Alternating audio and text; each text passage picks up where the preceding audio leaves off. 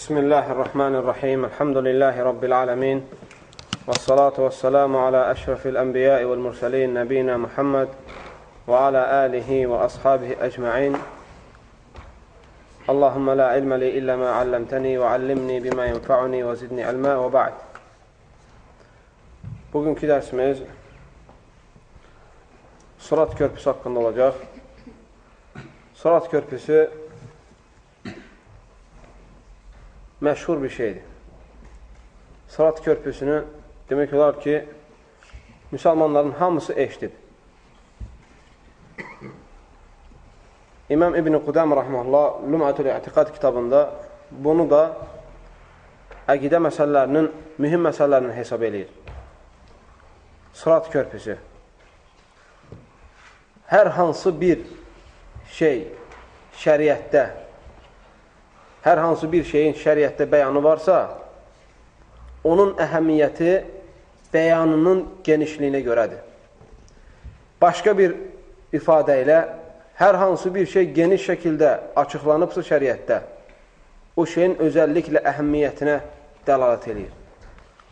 Sırat Körpüsü haqqında məlumatlar çoxdur. Buxaridə, Müslimdə, Sunan Əbu Davudda, İbn-i Məcədə və Tirmizidə, Nəsaidə, İmam Ahmed ibn Həmbəlin Musnəd kitabında, İmam Malikin Muvatta kitabında, başqa Musnəd kitablarının çoxunda bu haqda bir çox hədislər var. Bu qədər hədislərin olmağı bu haqda bu məsələnin çox önəmli olduğunu bildirir. Çünki keçən dərsdə qeyd elədik ki, möminlər Ayşə radiyallahu anhə Peyğəmbər s.ə.v soruşur ki, o gün insanlar ailələrini tanıyacaqlarmı? Peyğəmbər s.ə.v deyir ki, 3 yerdə tanımayacaqlar. Onlardan biri də nə idi? Sırat Körpüsündən keçəndə. Tanımayacaqlar o mənasındadır ki, maraqlandırmayacaq onları. Hər kəsin düşündüyü şey öz nəfsi olacaq. O yerlərdən biri də Sırat Körpüsü. İnsan Sırat Körpüsünün başına gəldisə, insanın növbəti gəldisə Sırat Körpüsünə keçmək ancaq özünü düşünəcək. Ki, sağ-salamat körpünün o biri başına çatıydı deyə. Sırat kəlməsinin lüğəti mənası yol deməkdir. Yol. Sırat-ı müstəqim, düz yol. Şər'i mənası, dini mənası isə insanlar yeriyib üzərindən cənnətə girmək üçün cəhənnəmin üzərinə qoyulmuş bir körpüdür. Və Sırat körpüsü sabitdir həm kitabda, Quran-ı Kərimdə, həm sünnədə, həm də sələf-ü salihin sözlərində. Allah Teala Quran-ı Kərimdə Məryəm surəsinin 71-ci ayəsində buyurur: Əuzu billahi minəşşeytanirracim və in minkum illə variduha. Sizin hamınız oradan keçəcəksiniz. Sizdən elə birisi olmayacaq ki, o körpüdən keçməsin. Sizdən elə birisi olmayacaq ki, o körpüdən keçməsin. Yəni, heç bir insan olmayacaq ki, bəşəriyyətdən o körpünün üstdən keçməsin. Bir çox elm əhli təfsir edib ki, bu ayəti. Yəni, insanlar o körpünün üstündən keçəcəklər və cənnətə girəcəklər. O körpüdür sadəcə. Onlardan Abdullah ibn Məs'ud radiyallahu anhu və Qatadə, o da tabeinlərdəndir rəhməhullah, və Zeyd ibn Əsləm rəhməhullah belə ifadə etmişlər ki, yəni hər kəs o körpüdən keçərək cənnətə girəcək. Bir toplum alimlər də belə təfsirləmişlər ki, yəni ki, elə bir insan olmayacaq ki, cənnətə girmək üçün cəhənnəmdən keçməsin. Belə başa düşmüşdülər. Elə bir insan yoxdur ki, cəhənnəmə girməmiş, cənnətə girməsin. Yəni, hər cənnətə girən də cəhənnəmdən keçməsi lazım olacaq deyə, cəhənnəmdən keçməlidir deyə bir çox elm əhli də bunu belə izah etmişdir. Onlardan da Abdullah ibn Abbas radiyallahu anhu. Lakin onlar girdikdə orada qalmayacaqlar, yəni keçib gedəcəklər və sonra cənnətə girəcəklər. Bundan belə başa düşülür ki, bütün insanlar cəhənnəmə girib sonra keçib cənnətə girəcəklər. Amma Abdullah ibn Məsud və Qatadə və Zeyd ibn Əslam dediyinə görə o insanların cəhənnəmə girməsinə gətirib çıxartmır. Yəni sadəcə qoyulmuş bir körpüdür, üzərindən onun adlayıb cənnətə girəcəklər. Deməli, əziz müsəlmanlar, hər halda bu fikrin ikisini də doğrulamaq olar. İkisi də sahabələrin fəhmidir. İkisi də sələf-i salihin Sırat körpüsü haqqında olan verdikləri bəyanətdir. Önəmli olan budur ki, Sırat körpüsünə inanmaq və onun cənnətə girmək üçün cəhənnəmin üzərinə qoyulmasına iman gətirmək. Deməli, şərt deyil ki, onun üstündən keçən insan illa da cəhənnəm oduna düçar olsun deyə. Amma elə bil ki, cəhənnəmin üzərinə qoyulub ki, üstündən möminlər keçsin, sonra kafirlərin növbəsi gələndə oradan onlar cəhənnəmin içinə düşsünlər. Peyğəmbər sallallahu aleyhi ve selləm Buxaridə və Muslimdə, Buxaridə Kitab-ı Tevhiddə, Muslimdə isə Kitab-ı İməndə. Buxaridə hədisin rəqəmi 7439-cu hədisdir. Muslimdə isə 183-cü hədis. Peyğəmbər sallallahu aleyhi ve selləm buyurur, uzun hədisdə ثُمَّ يُضْرَبُ الْجِسْمِ عَلَى جَهَنَّمْ وَتَحِلُّ الشَّفَاعَةِ وَيَقُولُونَ اللّٰهُمَّ سَلِّمْ سَلِّمْ. Deməli, deyir ki, Peyğəmbər sallallahu sonra cəhənnəmin üzərinə bir körpü qoyulacaq. Yəni, insanlar hesaba çəkiləcək, əməl dəftərləri veriləcək. Ondan sonrasına cəhənnəmin üzərinə köprü qoyulacaq. Və şəfaət artıq verilmiş olacaq və insanlar cənnətə girmək üçün o körpüdən keçmələri lazım olacaq. O körpü də cəhənnəmin üzərinə qoyulub. Və Peyğəmbər s.ə.v deyir ki, o gün insanlar o körpünün üstündən keçəndə deyəcəklər ki, Allahümmə səllim, səllim. Allahümmə sən qoru, Allahümmə sən qoru. Yəni, salamat saxla ya Rabbi, salamat saxla ya Rabbi. Ki, hətta oradan düşməsinlər deyə. Çünki onun altı nədir? Cəhənnəmdir. Altı onun cəhənnəmdir. Ayağın sürüşdü, büdrədin, yıxıldın, getdin cəhənnəmə. Ona görə Allah Teala kimi orada saxlasa, kimi orada muvaffaq eləsə, o insan keçsə cənnətə girəcək. Orayı keçən cəhənnəmi görməyəcək. Всё. Allahın izni ilə orayı keçdirsə cənnətə girəcək. Ona görə bu insanları çox qəmləndirən bir yerdir. Çətindir. Bu dünyada kim dualarında həqiqətən o köprüdən sağ-salamat keçməyi diləyərsə və ona uyğun əməllər edərsə, Allah onu istədiyini göstərər. Bu şeylər, əziz qardaşlarım, axirət məsələləri, qeybi məsələlər, nəyə görə bugün bizə xəbər verilir? Hətta onun üçün hazırlaşaq deyə. Əslində, insan ölüb getdikdən sonra tərəzidə görəcək, əməl dəftərlərində görəcək, Sırat körpüsündə görəcək, cənnəti də, cəhənnəm, hər şey görəcəksən.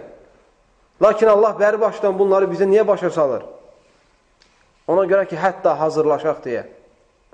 Hətta onları gördükdə, ya Rabbi, bunun da olacağını biz bilmirdik deməyək deyə. Allah Teala deyəcək ki, siz niyə oxumurdunuz? Sırat körpüsü var, oradan keçmək çətindir. Peyğəmbər s.ə.v Sırat körpüsünün sifətini uzun hədisdə gətirir. Deyir ki, sürçək olacaq. Yəni, enini bir suyun üzərinə qoyulmuş körpülər kimi deyil, maşın keçsin. Deyir, sürçək bir körpü olacaq. Yəni, ayağını qoyduğun sürçəcəksən. Və onun üstündə bizim ləhci ilə desək, çəngəllər olacaq. Çəngəllər, tikənlər olacaq belə. Yəni, rahat gedə bilməyəcəksən. Hər adam əməlinə görə orada manilər olacaq. O çəngəllər insanları belə batacaqlar. Belə vuracaqlar, atacaqlar, bu tərəfdən dəyəcək, atacaq. Ağının haqqda sürüşkəndir.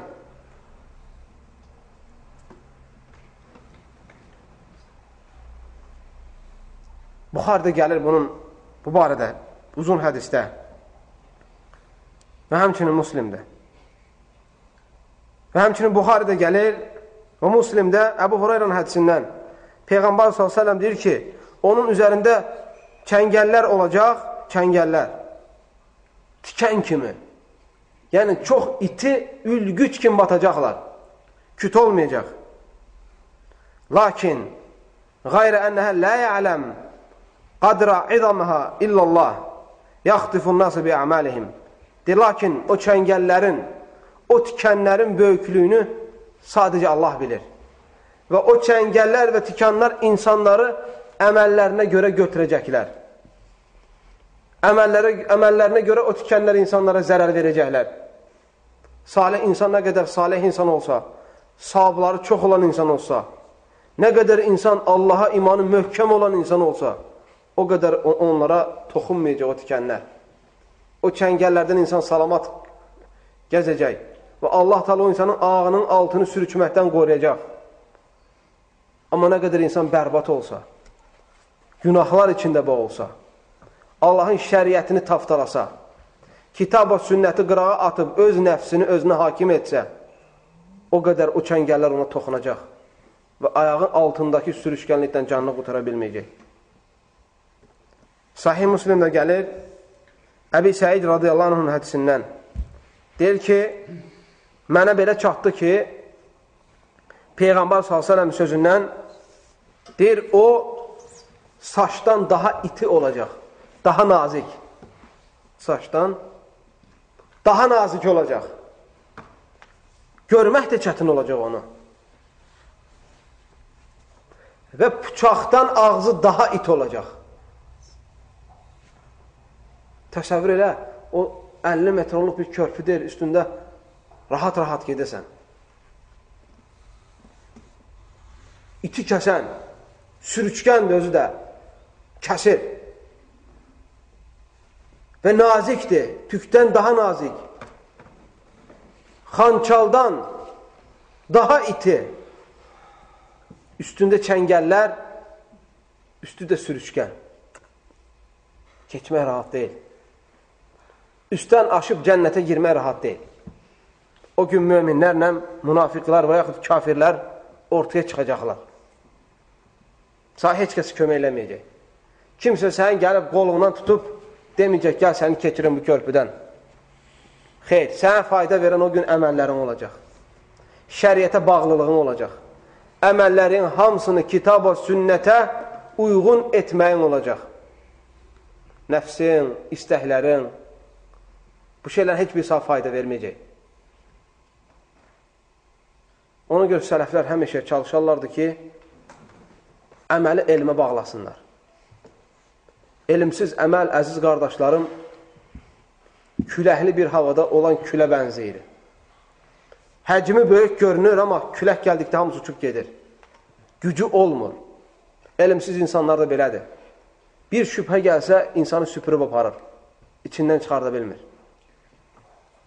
Amma insan Allaha elmlə inansa, əməllərini elm üzrə qursa və hər məsələdə etdiyi əməlin dəlilini bilsə kitab və sünnədən, o insan sabit qalır. Sabit qalır və çünki Allahı elmlə tanımış olur.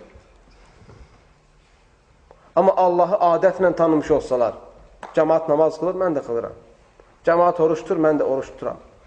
Ya Allahı adətlə tanımış olsalar və yaxud kiminsə xətərinə tanımış olsalar, bunların hamısı insana o vaxtı fayda vermir. Nəyə görə? Çünki Allahı tanımanın yeganə yolu elmdir. Adətlə deyil. Adətlə olunan ibadət deyil. Elmlə olunan, şəriətlə olunan ibadətdir. Həmçinin əhl-i sünnə vəl cəmaə icma eləmişdir Sırat körpüsünün olmağına. Deməli, əziz qardaşlar, Səhih Müslimdə gələn Əbi Səid radiyallahu anh hədisində gəlir ki, deyir, mənə çatdı ki, Sırat körpüsü saçdan daha incə və xançaldan, seyfdən, xançal, daha it olacaq. İmam Əhməd ibn Həmbəl də həmçinin Musnəd kitabında Ayşə radiyallahu anhədən rivayət etmişdir. Buna oxşar bir rivayət. İnsanların keçiş forması müxtəlifdir. Hamı eyni səviyyədə keçməyəcək Sırat körpüsündən. İnsandan insana fərq var. Və Sırat körpüsündən ancaq mömin insanlar keçib qutara biləcək. Mömin olmayan heç kəs Sırat körpüsündən keçib canını qutara bilməyəcək. Bu, mömin dedikdə, əziz qardaşlarım, imanında sadiq olan insanlardır. Həqiqətən Allaha inanan insanlardır. Allahı təkləyən insanlardır.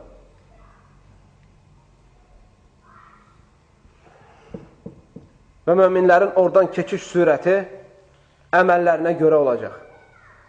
İnsanın nə qədər salih əməlləri olacaq, fəzilətli əməlləri olacaq, İnsan nə qədər Allahın sevdiyi kəslərdən olacaq, o qədər o insan oradan sürətlə keçəcək, canını tez qutaracaq Sırat körpüsünün təhlükəsindən.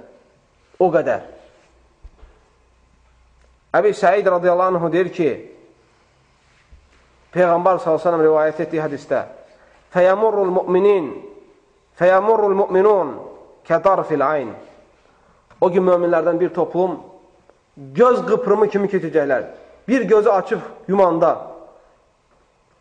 nə qədər məsafə varsa, nə qədər vaxt varsa, o qədər vaxtda, qısa bir vaxtda göz açıb yumana kimi o körpünü keçəcəklər. Təsəvvür edin, bunlar Allaha ən yaxın olan insanlar olacaq. Allahdan həqiqi şəkildə, Allaha yaraşar şəkildə qorxan insanlar olacaq. Öz nəfslərini qırağa atıb, şəriətə tamamilə təslim olan insanlar olacaq. Şirkdən, bidətdən, nifaqdan və onlara aparan yollardan uzaq olan insanlar olacaq. Və kəlbarq. Bəzi insanlar şimşək kimi keçəcəklər. Görürsünüz, şimşək çaxanda bir saniyənin içində nə qədər yer gedir. Amma göz qırpımı ondan daha itidir.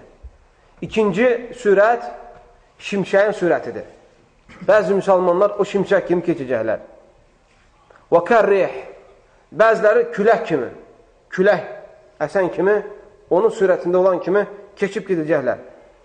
Və bəziləri kətdair, quş kimi, quşun sürətində. Quş hansı sürətlə uçursa, o sürətlə keçəcək. Və kəəcəvidil xayli və rikəb. Bəziləri atın belində minikdə nə tər gedirsənsə, atın sürəti kimi keçəcəklər. Bəziləri yeriyərək keçəcəklər, yeriyə-yeriyə. Və bəziləri səkə-səkə yeriyəcəklər. Yəni, kəndirbaz, kəndirin üstündə nə tər yeriyir? Bir sağa əyilir, bir sola əyilir, bir sağa əyilir, bir sola əyilir, büdürüyə yeriyəcək bəziləri. Bu hadisi İmam Buxari və Müslim rivayət edib. Bəzi insanlar, əziz qardaşlar, iməhləyərək keçəcəklər. İməhləyərək. Necə ki, uşaq iməhləyir, görürsünüzmü? Yeriyə bilmir, iməhləyir. Əməlləri zəif olsa iməhləyərək, sürünə-sürünə keçəcəklər. Sürünə-sürünə. Bəzi insanlar addım atmaq istəyəndə, çünki o vaxt, o həm də zülmət olacaq Sırat körpüsünün üstü. Həm də qaranlıq, zülmət, ağını atdan görməyəsən. O gün insanı nurlandıran, qabağını göstərən insanın əməlləri olacaq.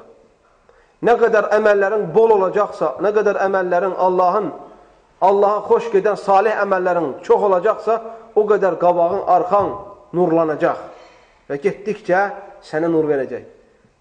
Bəzi insanlarda o nur, salih əməllər az olduğuna görə az olacaq. Necə ki, bax, qızılcım belə atır tutur, o qədər əməllər olacaq. Qızılcım yanan kimi, elə bil ki, onun o ışıq verən miqdarda, ışıq verən kimi addım atacaq, dayanacaq. Addım atacaq, dayanacaq. Addım atacaq, dayanacaq o qızılcımın ışığı kimi. O qədər əməl olacaq. Bəzilər sürünə-sürünə keçəcək. Səhih Müslimə gəlir, Peyğəmbər s.ə.v buyurur ki, təcribihim ə'mələhum. Onlar əməllərinə uyğun şəkildə keçəcəklər. Və nəbiyyukum qaimun alə sirat. Və o gün Peyğəmbər s.ə.v Sırat körpüsünün üstündə olacaq. Və ümməti üçün dua eləyəcək, deyəcək, ya Rabbi, səllim, səllim. Ya Rabbi, mənim ümmətimi salamat saxla. Ya Rabbi, mənim ümmətimi salamat saxla. Peyğəmbər s.ə.v ümməti üçün Sırat körpüsünün başının üstə durub dua eləyəcək. Həttə tə'ciz ə'məl-əl-ibad. Həttə yəci'ər-rəcul fələ yəstəti'u seyru illə zəhfən. Hədisi Müslim rivayət edir, Kitab-ül İman. 195-ci hədis. Deyir, o gün bəzi insanların əməlləri çatışmayacaq. Əməlləri az gələcək, onları nurlandıran əməllər olmayacaq, məcburən sürünə keçəcəklər. Subhanallahil-azim. Buxaridə gəlir, Təvhid kitabında 7439-cu hədisdə Peyğəmbər s.ə.v buyurur, Həttə yəmurru əxirəhum səhbən səhbə. Hətta ən axırıncı keçən insan sürünə, iməhliyə keçəcək. Əziz qardaşlar, bütün insanlar sırat körpüsünə keçməlidir. Hətta peyğəmbərlər belə, hətta şəhidlər belə, hətta sıddıqlar belə, alimlər belə, övlilər belə, kim olursa olsun, sırat körpüsündən keçməlidir cənnətə girmək üçün. Ən birinci peyğəmbərlərdən sırat körpüsünü keçən kim olacaq? Muhammed sallallahu aleyhi və səlləm. Və ümmətlərin içində ən tez sırat körpüsündən keçən Peyğəmbər sallallahu aleyhi və səlləmin ümməti olacaq. Peyğəmbər sallallahu aleyhi və səlləm İmam Buxarinin Təvhid kitabında rivayət etdiyi 7437-ci hədisində buyurur ki, فَأَكُونُ أَنَا وَأُمَّتِي أَوَّلُ مَنْ يُجِيزُهَا. Mən və ümmətim sırat körpüsündən ən tez keçənlər olacaq. İlk keçənlər olacaq. وَلَا يَتَكَلَّمْ يَوْمَئِذٍ إِلَّا الرُّسُلِ. Sırat körpüsünün üstündən keçən vaxtı ancaq peyğəmbərlər danışacaqlar. Heç kəsə danışmağa izin verilməyəcək. وَدُعَاءُ الرُّسُلِ يَوْمَئِذٍ. O gün peyğəmbərlərin duasını olacaq. Allahümmə səllim. Ey Allahım, məni salamat saxla, ey Allahım, məni salamat saxla. Peyğəmbərlər özləri üçün bu dua edəcək. Sadəcə o gün o duanı etməyə peyğəmbərlərə izin veriləcək, başqalarına yox. Ona görə Peyğəmbər s.ə.v sırat körpüsünün başında durub öz ümməti üçün dua edəcək. Ey Allahım, ümmətimi salamat saxla, ey Allahım, ümmətimi salamat saxla. Belə bir Peyğəmbər Allah bizə nəsib eləyir, möhtərəm qardaşlar. Nəinki bizlərlə ölməməzdən qabaq maraqlanırdı, hətta axirətdə belə Peyğəmbər s.ə.v ümməti ilə maraqlanacaq. Onların sırat körpüsündən keçdikdə Allaha dua edəcək, ya Rabbi, onları salamat saxla. Cəhənnəmə girdikdən sonra şəfaət istəyəcək. Allahdan şəfaət vermək üçün izin istəyəcək. Allah Peyğəmbərə şəfaət verəcək, gedib tanıdığı bütün iman əhli cəhənnəmdən çıxardacaq. Və insanların ən axırıncı insana kimi gözləyəcək ki, cənnətə girsin. Ümmətindən kiminsə eşdə qalmağını istəməyəcək. Belə bir Peyğəmbərin ümməti olmağı nəsib eləyib Allah Teala bizi. Ona görə onu sevməliyik, onun şəriətini mənimsəməliyik, nəfsimizin istəkləri ilə öz havamızla getməliyik. Bu din Allahın nazil etdiyi dindir. Sırat körpüsü ilə ilgili məsələləri burada tamamlayırım inşallah. Allah bizə eşitib faydalardan etsin. Sırat körpüsündən bir göz açıb yuman miqdarda keçənlərdən etsin. Peyğəmbər s.ə.v-in həşr olunmağı nəsib eləsin. Allah Teala'dan diləyirəm ki, bizləri ən yüksək səviyyədə olan qulları ilə bərabər etsin. Və sallallahu aleyhi ve sellem və barik ala nəbiyyə Muhammed və ala alihi və ashabihi əcmain. Bu dərs sizə ixlasla.com saytı tərəfindən təqdim olundu.